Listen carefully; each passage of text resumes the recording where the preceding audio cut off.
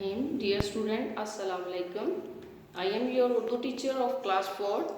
Dear student, I hope you are all well with your family at your homes. Students, as you know that present pandemic condition of COVID-19, because of this I have started the lecture of Urdu. So take out of your books and get ready for lecture. Today our topic is hum. Open the page number 5. Now start the lecture.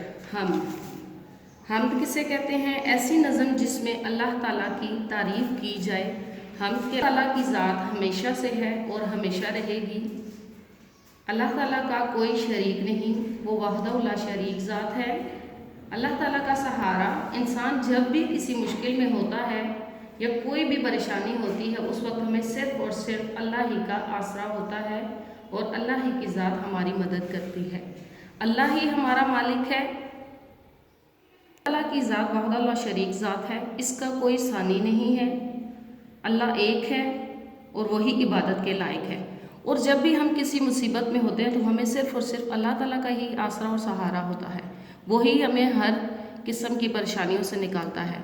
हम अल्लाह ताला से मदद मांगते हैं। अल्लाह ही हमें नेक काम करने की तौफीक अता करता है।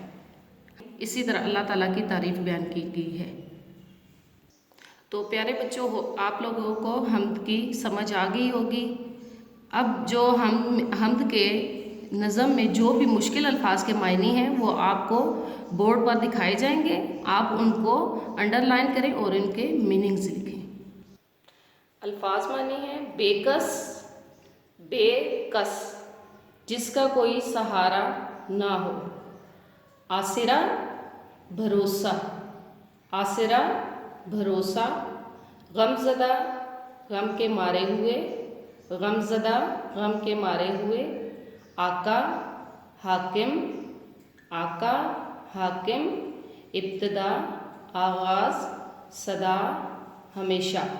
ये आप लोग पास हैं, उनको अंडरलाइन करें और उनके मानी लिखें और डेली इनकी मश्क किया करें।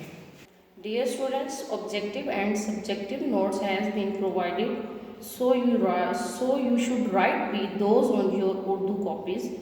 Thanks all of you children. You may keep praying from Allah Subhanahu wa Taala to keep us safe and all the people of world from the present pandemic COVID-19. Allah Hafiz.